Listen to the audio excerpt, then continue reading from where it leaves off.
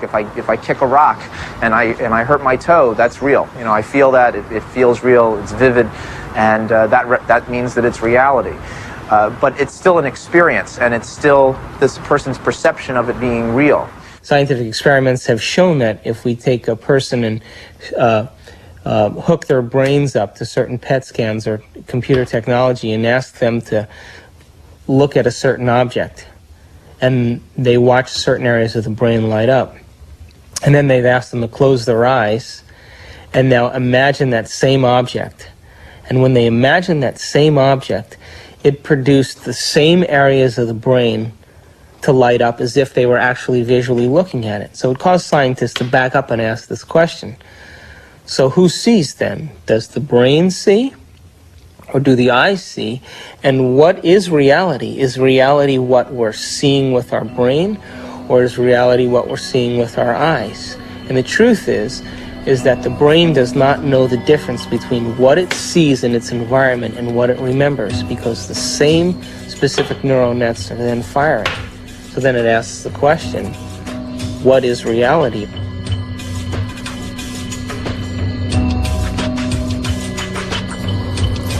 We're bombarded by huge amounts of information, and it's coming into our body, and we're processing it, coming in through our sense organs, and it's percolating up, and at each step we're eliminating information, and finally what is bubbling up to consciousness is the one that's the most self-serving. The brain processes 400 billion bits of information a second, but we're only aware of 2,000 of those. But our awareness of those 2,000 bits of information are just about the environment, our body, and about time.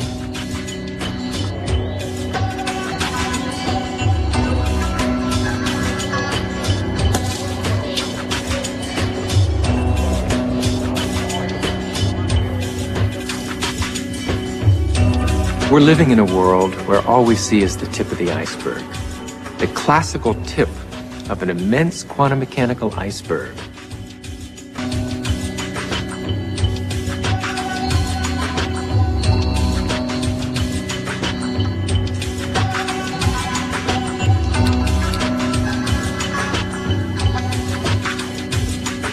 If the brain is processing 400 billion bits of information, and then our awareness is only on 2,000, that means reality is happening in the brain all the time. It's receiving that information, and yet we haven't integrated it.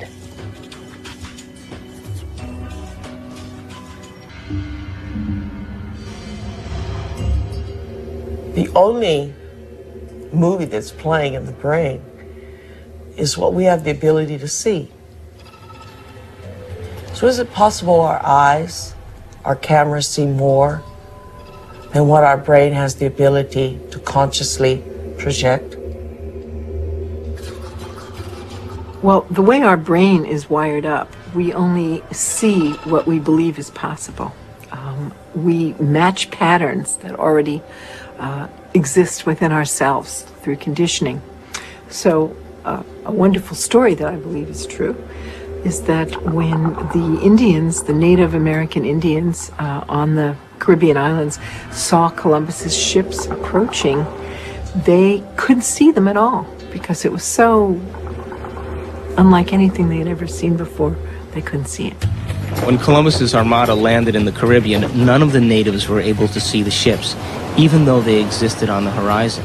The reason that they never saw the ships was because they had no knowledge in their brains or no experience that clipper ships existed.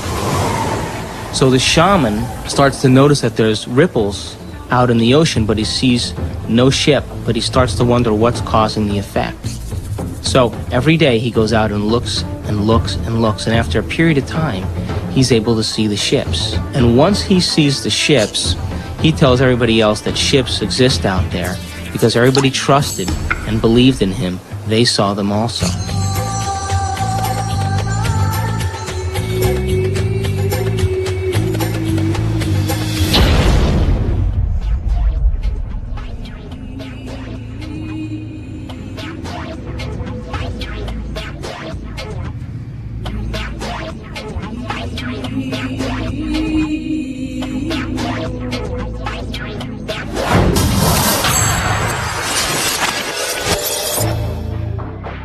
we create reality. We're reality producing machines. We create the effects of reality all the time.